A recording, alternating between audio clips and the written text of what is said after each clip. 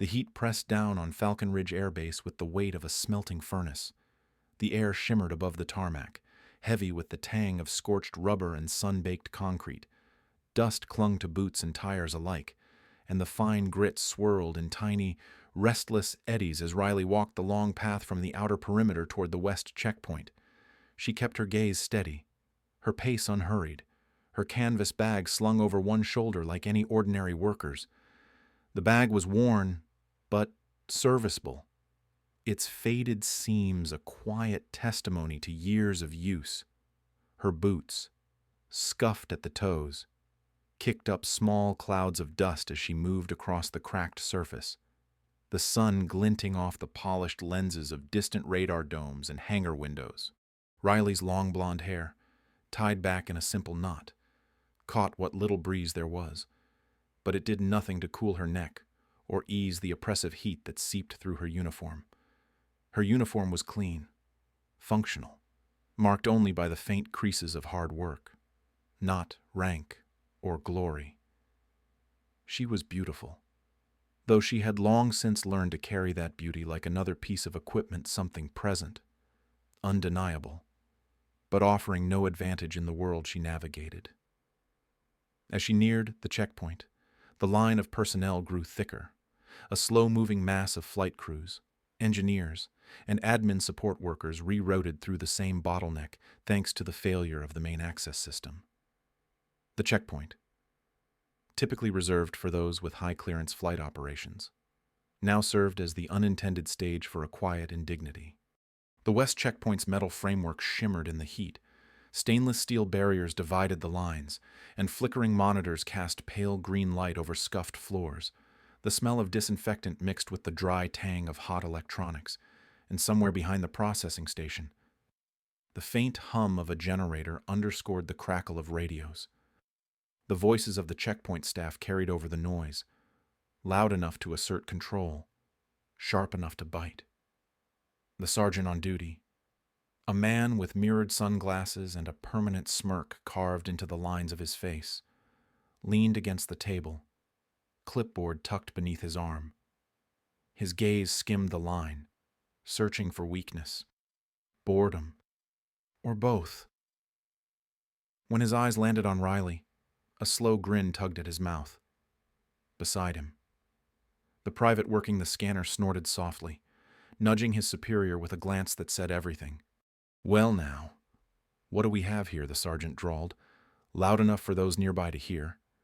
"Did admin send their model down to check on us, or are we getting tourists today?" The private grinned, barely restraining a chuckle. The line shifted with low murmurs and the occasional smirk, the small crowd ready to feast on any scraps of entertainment the checkpoint provided. Riley felt their eyes, the weight of their assumptions pressing as hard as the sun on her shoulders, but she kept her expression neutral, her focus inward. She moved forward as directed, placing her bag gently on the table as the private gestured toward it with a gloved hand. The private opened the bag with a little too much enthusiasm, clearly enjoying the small audience that had gathered. One by one, he pulled out the contents, setting them on the cold metal surface with exaggerated care. A dog-eared notebook, its pages thick with smudges of pencil and ink. A small cedar token, the grain worn smooth where her thumb often brushed it in quiet moments. A set of micro-tools, neatly bundled, practical and unremarkable. A travel mug, dented at the base but clean. A folded cotton shirt, plain and soft from many washings. Each item landed with a small, sharp sound that echoed against the table, as if guilt were being counted out in coins. The sergeant leaned closer, his sunglasses reflecting the pile.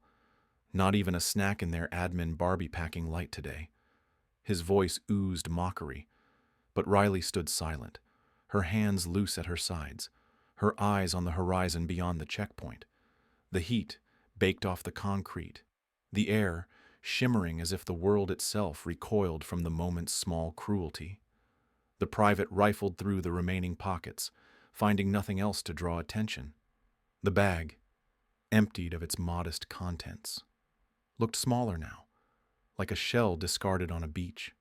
Riley could feel the burn of sun and stares alike, but she did not shift or speak. The sergeant tapped the table with a knuckle, a rhythm of boredom. Let's move it along. Private. No terrorists hiding in admin bags today.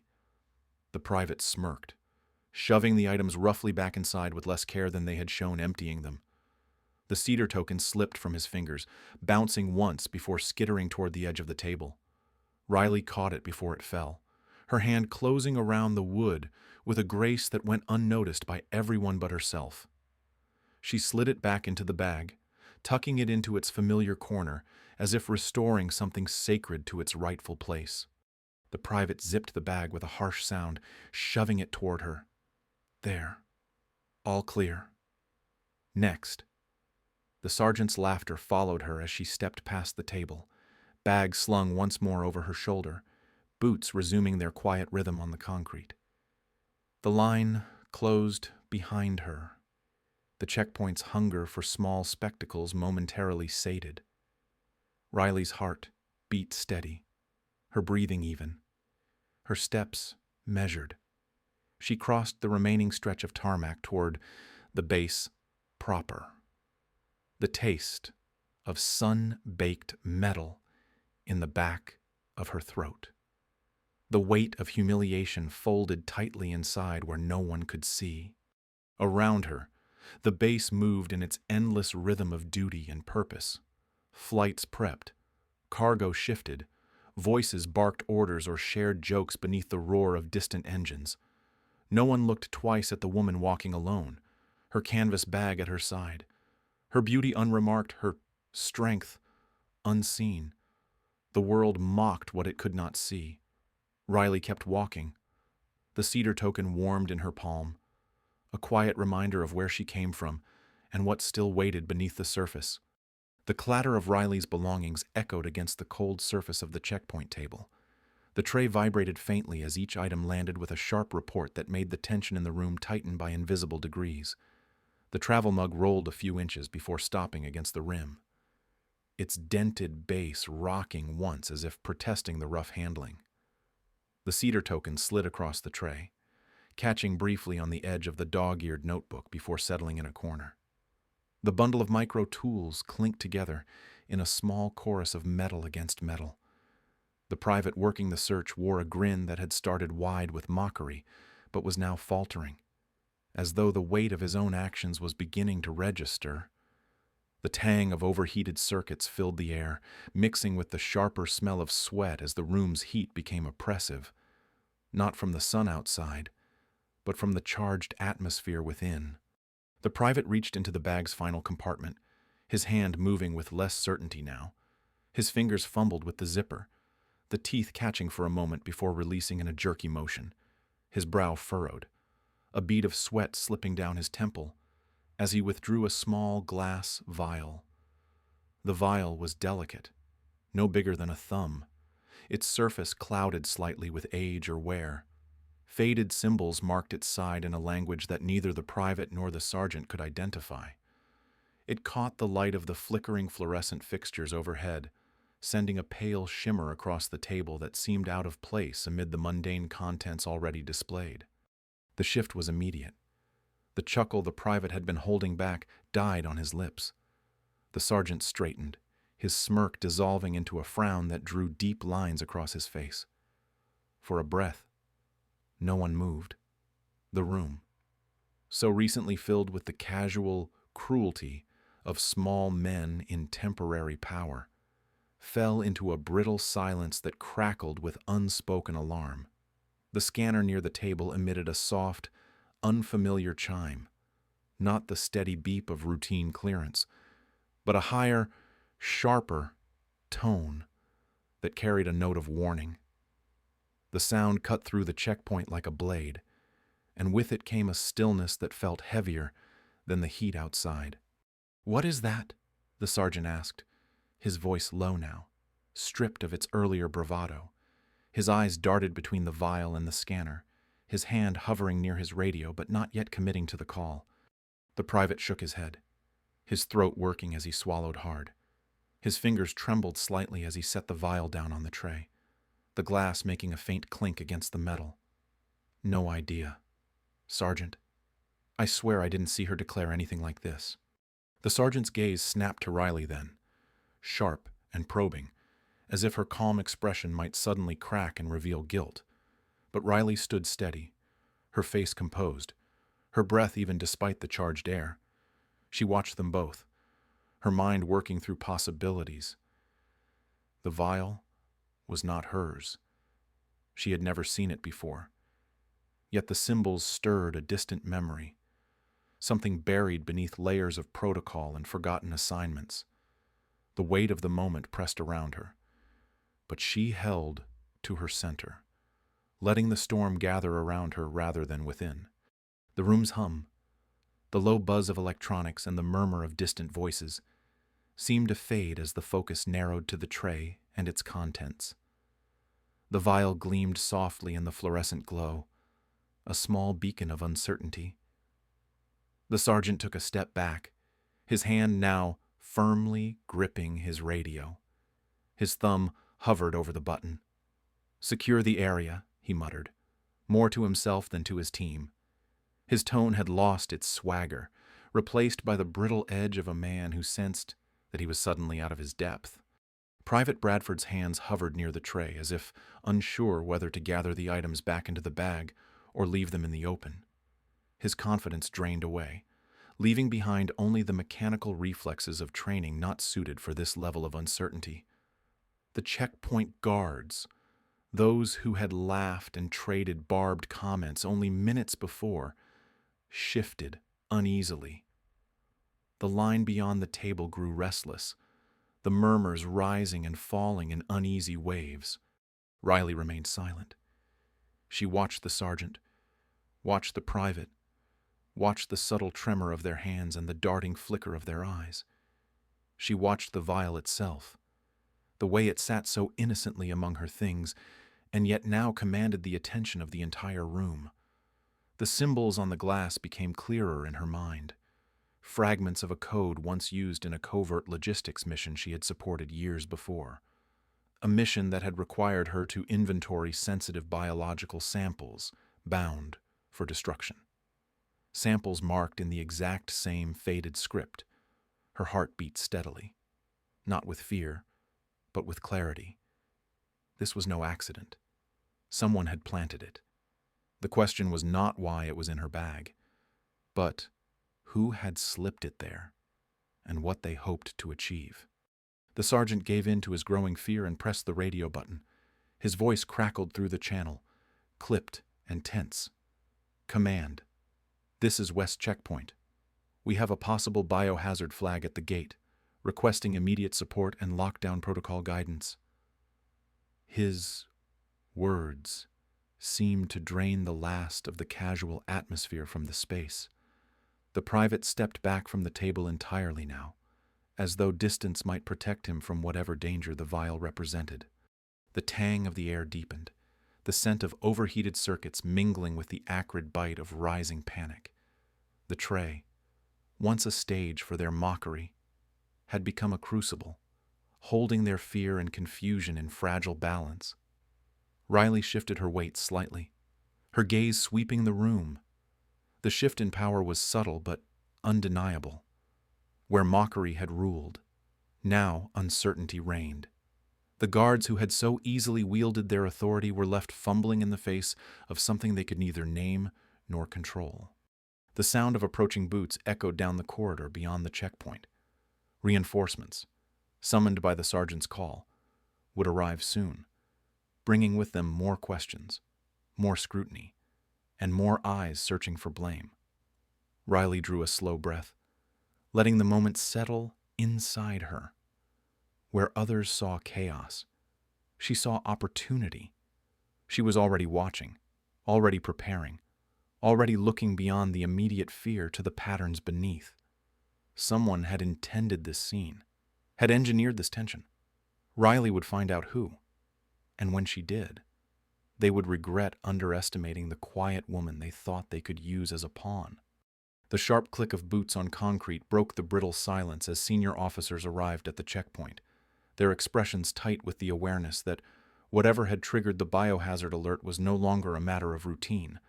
The air had changed, charged with a metallic dread that seemed to seep from the very walls. The scent of overheated circuits hung thick as the monitors blinked red in rhythm with the rising tension.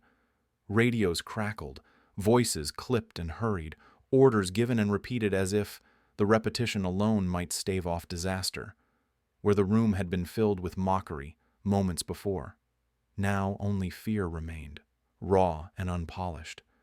The vial sat at the center of it all, small and fragile in the tray, trembling faintly with the vibrations of heavy footfalls and shifting bodies.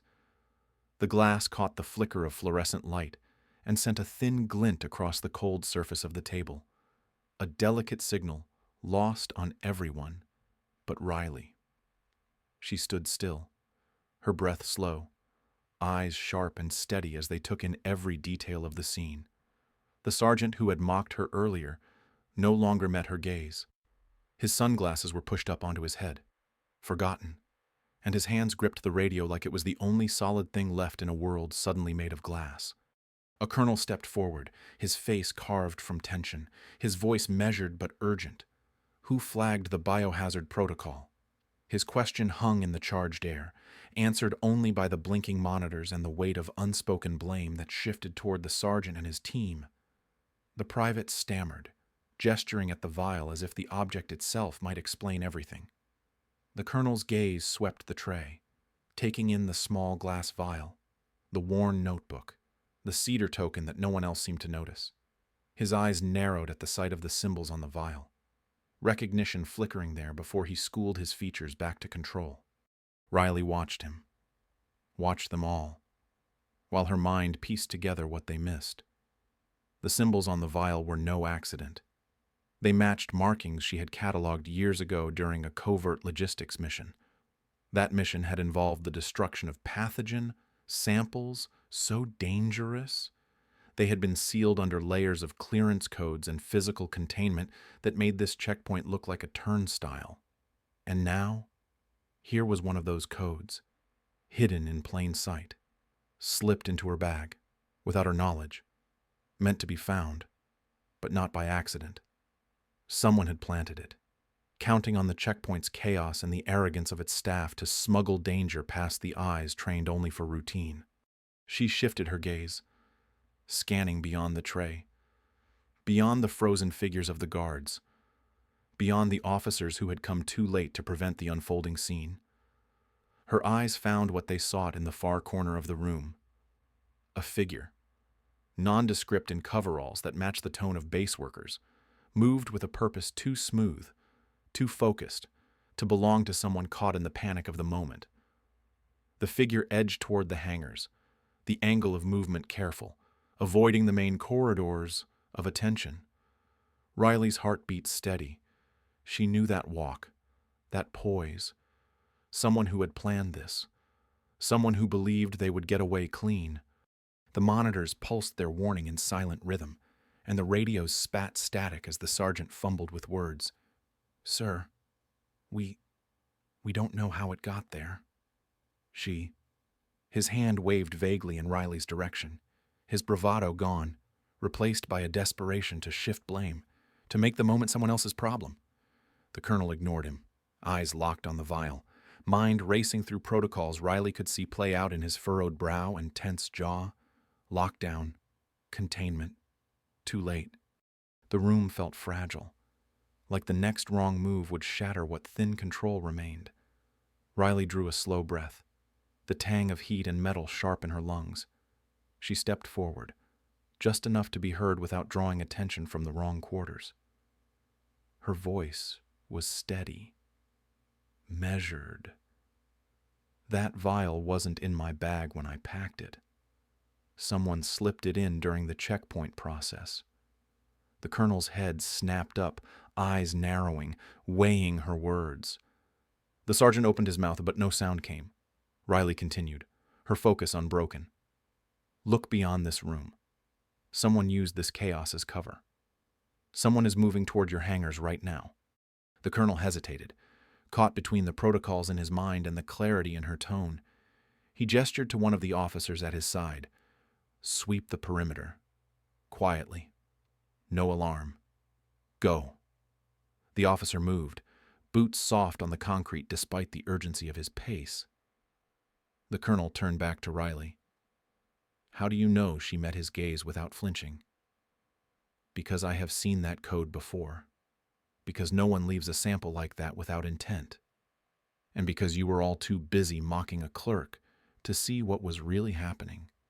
The words landed soft, but undeniable, and the sergeant's face paled beneath the heat. The private shifted as if the floor had grown unsteady beneath his boots. The colonel said nothing for a beat, then gave a single sharp nod.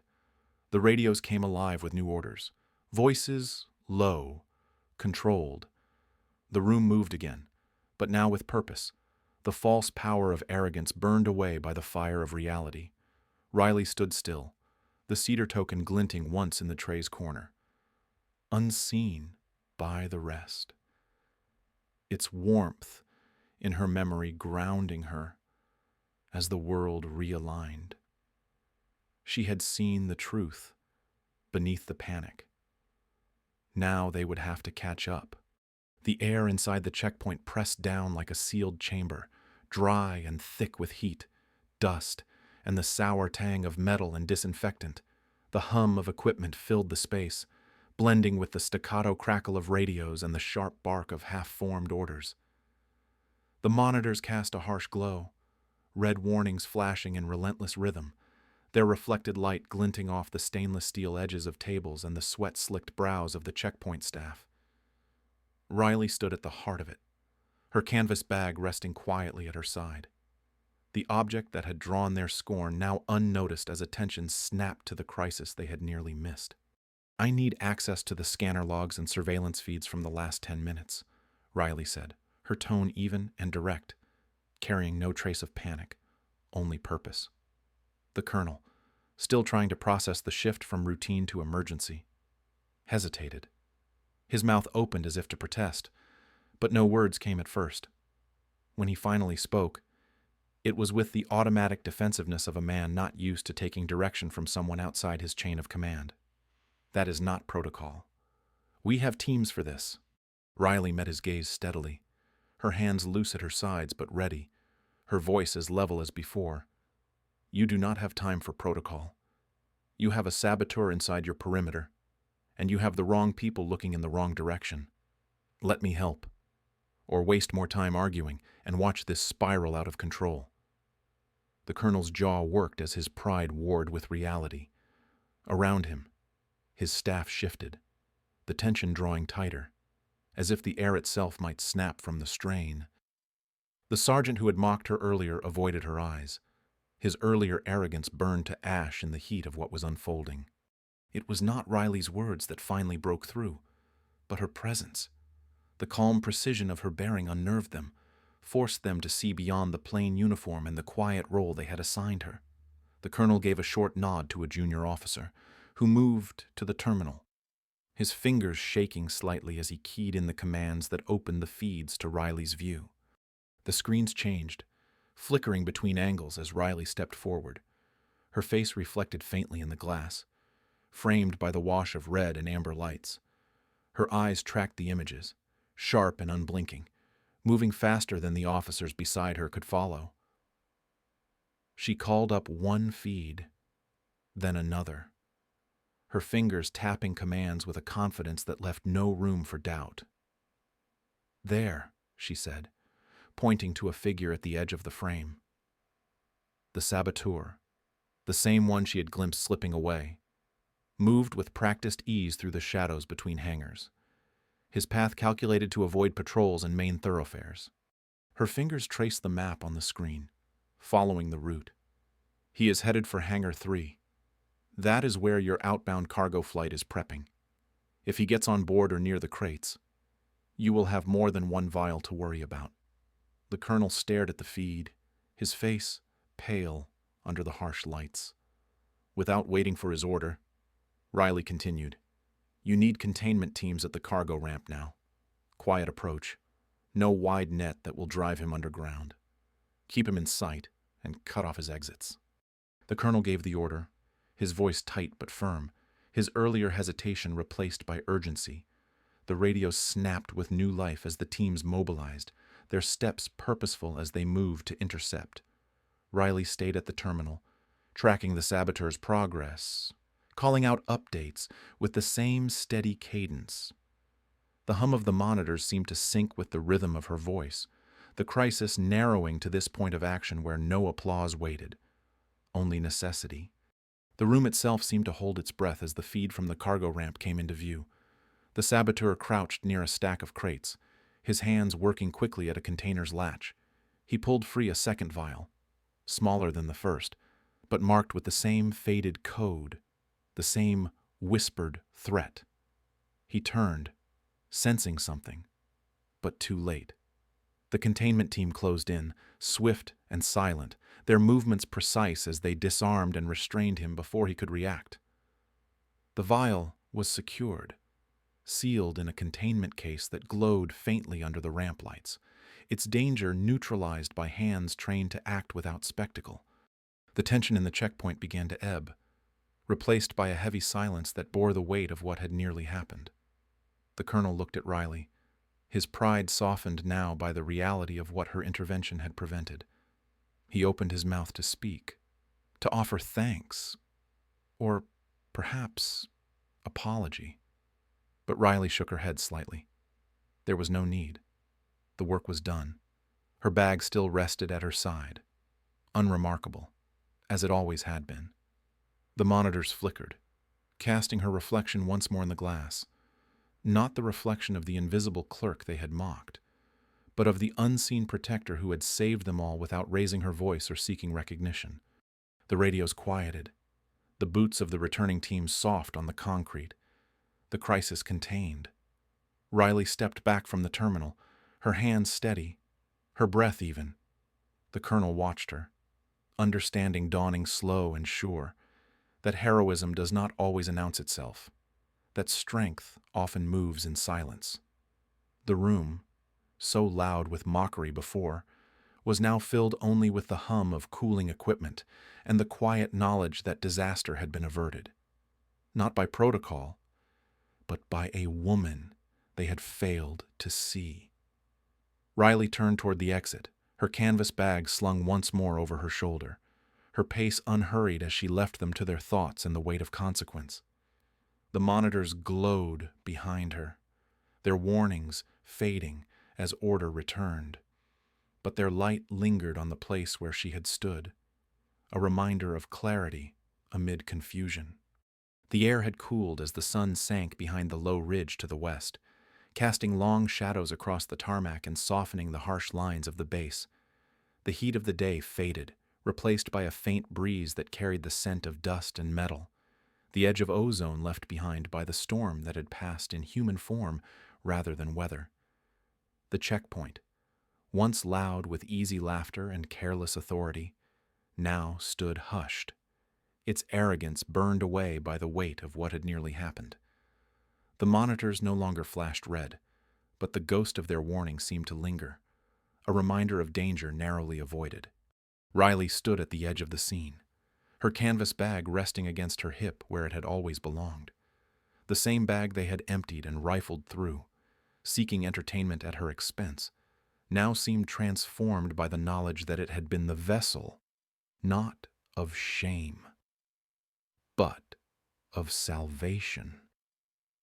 She watched as the cargo team secured the intercepted vial, their hands careful, their movements precise, as they placed it within the reinforced containment case and locked it down. The case clicked shut, with a sound that carried across the tarmac, final and clean, like the closing of a chapter. The containment unit was wheeled toward the quarantine bay, guarded by a team that no longer moved with casual confidence, but with the humbled precision of those who understood how close they had come to disaster. The outbound cargo flight stood quiet at the ramp. Engines powered down. Its crew gathered in a small group, their relief written in the slump of their shoulders, the quiet murmurs that replaced the clipped tension of readiness. The danger had passed, and with it went the illusion of control they had carried through the day. The colonel approached Riley, his stride measured, his expression carved from respect now, not command. He stopped a pace from her, his voice low but clear. "You saved this base today," he said. "I owe you my thanks, and more than that, my apology." His gaze flicked briefly toward the checkpoint where the sergeant and private stood at uneasy attention, their earlier bravado stripped bare by the truth of what had unfolded. Their eyes did not meet hers. The weight of their shame hung between them, heavy as the evening air. Riley regarded the colonel with the same calm that had guided her through the storm. She offered a small, steady nod, her voice soft but certain. "No apology needed. Colonel, the danger is gone. That is enough." The words settled over the group, quiet and complete, leaving no room for ceremony, no space for grand gestures. The colonel hesitated, as if searching for the right response, then inclined his head in acknowledgement of what he could not repay. The tarmac stretched behind them, the long shadows merging with the deepening dusk, the base returning to its rhythm of duty and purpose. The checkpoint staff remained still, their faces marked by the lesson they had learned at a cost they could not calculate. The cargo team moved on, their work continuing, but their glances toward Riley carried a new weight, a recognition that went beyond uniform or rank. The breeze tugged at a loose strand of Riley's hair, lifting it for a moment before letting it fall. She stood at ease, her posture natural, the canvas bag a quiet symbol of the strength they had failed to see. The secured vial, now locked away, no longer gleamed in the failing light, its threat contained through action, not orders. The base owed its safety, the lives of the flight crew, the integrity of its mission, to the woman they had tried to diminish. No applause marked the moment. No speech or announcement echoed over the loudspeakers. There was only the soft hum of the base settling into evening, the knowledge of what had been prevented, and the unspoken truth that respect, once earned, required no voice. The colonel took a breath, as if to speak again, then thought better of it. He turned, offering one last nod, and walked back toward his command post, his figure blending into the dusk. The checkpoint guards shifted uneasily, their earlier swagger erased, replaced by the quiet understanding of their failure. Riley did not look their way. She had no need to. Their silence said everything that mattered. As the last of the cargo was secured and the flight deck cleared, Riley adjusted the strap of her bag and turned toward the long walk back to her annex. The wind carried with it the cool promise of night, the harsh glare of day softened by the twilight. Her boots stirred the fine dust of the tarmac, the sound familiar, grounding. The world had not changed in appearance, but the shape of it had shifted in ways that would linger, invisible, but lasting. The whispers would spread through the base, the quiet story of the woman who saw what others missed, who acted when others froze, who needed no orders to do what was right. Her pace was steady, unhurried, as she crossed the open space, the evening light painting the ground in bands of gold and shadow. The canvas bag swung lightly at her side, its weight unchanged, its meaning transformed. The base resumed its rhythm around her. Flights planned, orders given, reports filed. The danger had passed, and with it went the need for applause. Riley did not seek it, did not want it. The work was done. The world was safer, and that was enough. The shadows deepened, the breeze cooled, and the quiet triumph of the day settled into the night, unmarked by fanfare, but written into the hearts of those who had seen, too late, what true strength looked like. The air was cool now, the oppressive heat of the day replaced by a breeze that carried with it the faint scent of dust and the lingering aftertaste of metal from the chaos that had unfolded hours earlier. Evening had settled over Falcon Ridge Air Base, softening the sharp edges of concrete and steel beneath a wash of gold and shadow. Lights blinked on one by one, scattered across hangars and flight lines, casting steady halos that kept the night at bay without challenging its quiet. Riley walked the long path back toward her annex, boots stirring the fine grit that covered the tarmac, her canvas bag resting at her side with its familiar weight. The bag felt no heavier for what it had carried that day, no lighter for the truth it had helped reveal. It simply was, as it always had been, an extension of her readiness, of her refusal to be anything but prepared. The base had resumed its rhythm, but beneath the surface, something had changed. The checkpoint where she had been mocked and dismissed hours before stood quiet now. The guards who had filled the space with laughter and scorn were gone, reassigned with the kind of speed that spoke louder than any official reprimand. Their absence was its own silent confession, an acknowledgement of failure wrapped in the language of orders and paperwork. No one spoke of it openly, but the truth lingered in the air, as real as the cooling wind. Riley felt no satisfaction in their departure, no need for vindication. The work was done, the danger averted, and that was enough. As she moved through the base, heads turned with a new kind of attention. Where once there had been indifference or quiet derision, now there was something else. Respect, perhaps, or at least the beginning of it. The whispers followed in her wake. Low voices, sharing the story that would take root and grow in the unseen corners of Falcon Ridge.